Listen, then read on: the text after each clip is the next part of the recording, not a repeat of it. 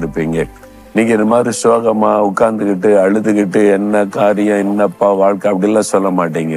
ஆண்டவருடைய முகத்தை தேட தேட தேட உங்களுடைய முகம் பிரகாசிங்க. எப்பவுமே சந்தோஷமா மன மகிழ்ச்சியா இருப்பீங்க. அதுதான் ஆண்டவர் கொடுக்கிற பெரிய ஆசீர்வாதம். சந்தோஷமா இருக்கீங்களா? உங்களுடைய முகம் மலர்ச்சியா இருக்கா? ஏன் வாடி போயிருக்குது? ஏன் துக்கமா தொங்குது? முகம் தொங்குது, கழுத்து தொங்குது?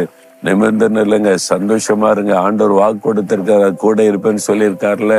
ஜெபம் பண்ணுங்க. ஆண்டவர் என் மீது இறக்கம் வைங்க, என்னை ஆசீர்வதிங்க, உங்களுடைய முகத்தை என் மேல பிரகாசிக்க பண்ணுங்க. ஒரு ஜெபம் பண்ணுங்க, எல்லாம் சரியா போயிரும் பாருங்க. அப்படியே ஜெபம் பண்ணுங்க. ஆண்டவரே, எங்கள் மேல இறக்கம் காட்டுங்கப்பா, நாங்க குறைவுள்ள மனிதர்கள் தான், எல்லாத்தையும் மன்னிச்சு எனக்கு இறங்குங்க, என்னை ஆசீர்வதிங்க. நீங்க வாக்கு கொடுத்திருக்கிறீங்க, அதன்படி ஆசீர்வதிங்க. உங்களுடைய முகத்தை என் மேல பிரகாசிக்க பண்ணுங்க.